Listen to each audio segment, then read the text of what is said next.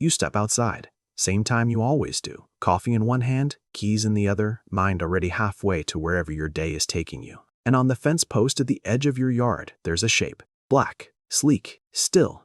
Not fleeing. Not fluttering away the way most birds do. The second a door opens, just watching. Head cocked slightly, one dark eye tracking you across the lawn like it's already seen this exact sequence of movements before. You assume it's a coincidence. A bird on a fence doing bird things. Here's what's happening. It isn't a coincidence, and it isn't the first time. Somewhere in that skull, smaller than a walnut, a process is running that most people would never associate with a bird at all. Not instinct, not simple alertness, something closer to evaluation. You are being looked at, specifically, the way you might glance at a neighbor you've clocked 100 times but never spoken to. Familiar, categorized, filed. You think you're the one observing wildlife in your backyard. Now flip that around. Because in a small, precise, well-documented way, wildlife has been observing you right back for longer than you've probably noticed, and with a level of individual recognition that should genuinely unsettle you. This is a story about corvids, the family of birds that includes crows and ravens, and about one of the strangest, best proven facts in modern animal behavior science. Not folklore, not exaggeration. A real experiment, run for over a decade on a real university campus, that revealed something about how these birds see you, specifically you, that most people go their whole lives never learning. You probably think leaving out scraps or a shallow dish of water is just a small, harmless kindness, a way of inviting a little more nature into an otherwise ordinary yard. Here's the part nobody tells you. To a corvid, that dish of water isn't charity. It's data. It's the first entry in a running evaluation of exactly who you are and whether you're worth remembering. Crows and ravens are, without much scientific argument left about it, among the most cognitively sophisticated animals on the planet that aren't mammals. They solve multi-step puzzles. They use and even modify tools in the wild, bending wire into hooks to extract food from places their beaks can't otherwise reach. They cache food across dozens of hidden locations and remember, months later, not just where they hid it, but which hiding spots were being watched by rivals when they made the cache, so they know which ones to move. That's the baseline. That's before we even get to what they do with you. A resident bird doesn't just recognize your yard as a food source the way a general instinct might. It builds something closer to a working model of your household specifically, your patterns, your habits, the rhythm of your comings and goings, layered on top of every other yard on the street it also happens to be tracking. Multiply that by every bird in a local population, all sharing overlapping territory, all occasionally exchanging information through shared alarm calls and collective mobbing behavior. And what you get isn't one bird watching one yard. It's something closer to a distributed, overlapping map of an entire neighborhood's human behavior, built entirely by animals nobody ever asked to pay attention. Think about this for a second. You didn't invite surveillance. You just filled a dish with water. But to the mind reading that gesture, it wasn't a gift. It was information about you, logged the moment you turned around to walk back inside. Now here's where it gets genuinely strange. Think about your actual morning. You walk out the front door at close to the same minute, most days. You toss your keys in the same spot. You park in the same place, at close to the same angle, most evenings. To you, this is just the unremarkable architecture of a normal life, the kind of thing you'd never think to describe out loud because it feels too boring to be worth mentioning. To a corvid brain, that boring routine is exactly the opposite of boring. It's structure. And structure is precisely what a highly intelligent, opportunistic forager is built to notice, because structure means predictability, and predictability means safety, or reward, or both. Researchers studying corvid cognition have long noted that these birds excel at exactly this kind of pattern tracking, associating specific times, locations, and even specific vehicles with specific outcomes. Because in the wild, the ability to predict where and when food reliably appears is a genuine survival advantage. Your synchronized daily routine, the very thing that feels like mindless muscle memory to you, reads to a watching bird as a remarkably clean, exploitable schedule.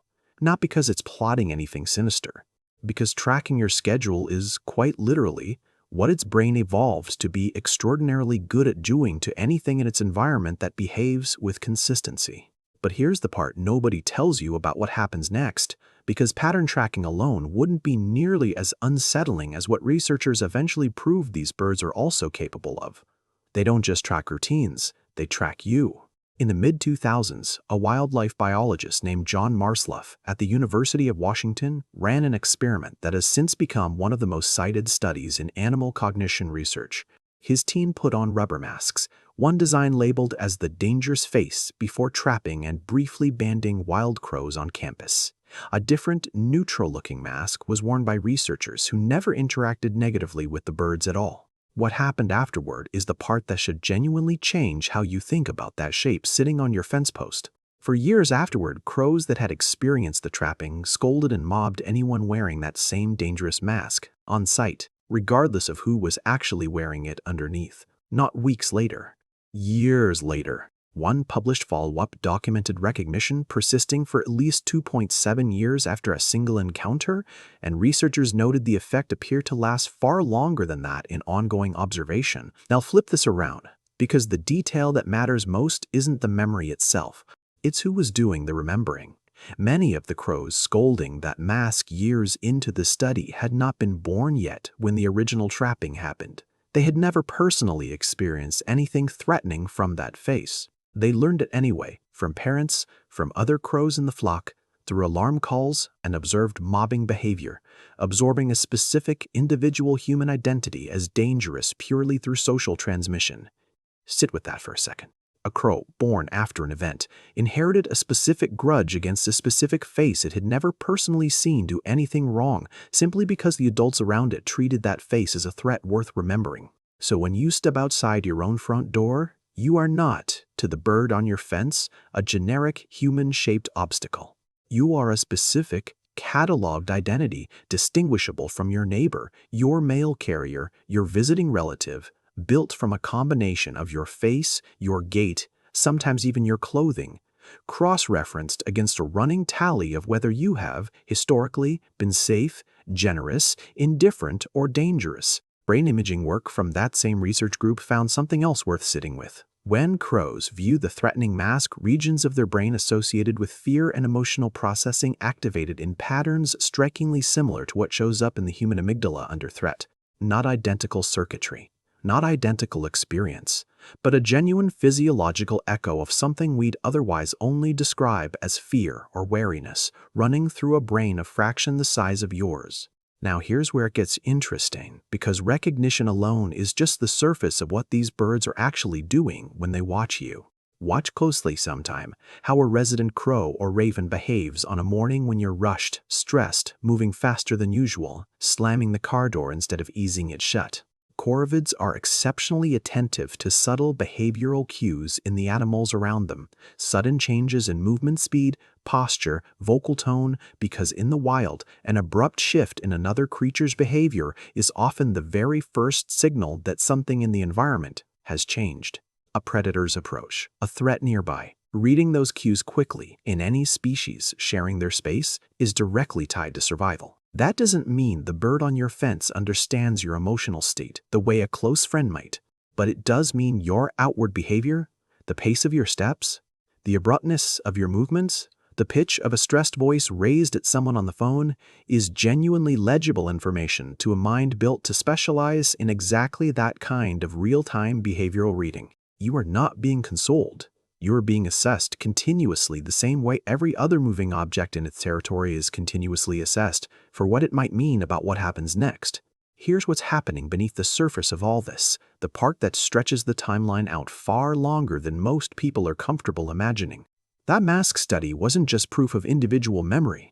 It was proof of transmission, evidence that has been to a real extent to a small degree, and researchers have specifically hypothesized that the danger or the safety of a specific person can be passed down socially from one generation of a resident flock to the next, without every individual bird needing direct experience. Which means over years, a property with a reputation for reliably safe, generous behavior and a property with a reputation for hostility or threat may genuinely accumulate different standing across a local corvid population carried forward by birds that never personally met the humans responsible for building that reputation in the first place. Not folklore. Documented social learning. In a family of birds known to live 15 to 20 years in the wild, often in the same general territory generation after generation, watching the same short stretch of houses the entire time. Your yard, in other words, isn't just a stop on a foraging route. Across enough years, it can become something closer to an entry in a running, informally inherited local reputation, held not by any single bird, but by a lineage of birds that were never formally taught anything, only shown repeatedly by the adults around them what kind of place this specific patch of ground turned out to be. And here is where the story reaches into territory that genuinely reframes everything that came before it. Corvids possess one of the most complex vocal repertoires of any bird family, and their alarm calls are neither random nor uniform. Researchers studying corvid communication have found distinct call types associated with different categories of threat, aerial predators eliciting a different response and vocalization pattern than ground predators, for instance, suggesting a level of structured, almost referential communication that few other animal vocal systems match. None of that means a crow circling your yard and calling sharply is personally trying to warn you about anything. It's warning its own kin, its own territory, its own stake in the immediate environment. But because that territory happens to overlap entirely with your yard, its own alarm system becomes, almost as a side effect, one of the more sensitive early warning networks sitting right outside your window.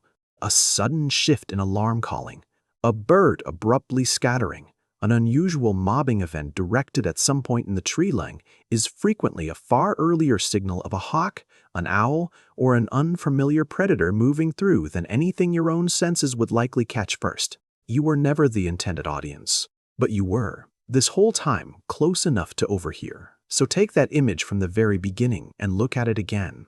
The fence post, the still, black silhouette, the single tracking eye, nothing about that scene has physically changed. What's changed is what you now understand sits behind it, a brain capable of holding your individual face in memory for years, capable of passing judgment about your character to offspring that never met you, capable of reading the tension in your shoulders on a bad morning before you've even finished your coffee. You were never simply the owner of that yard watching wildlife pass through it.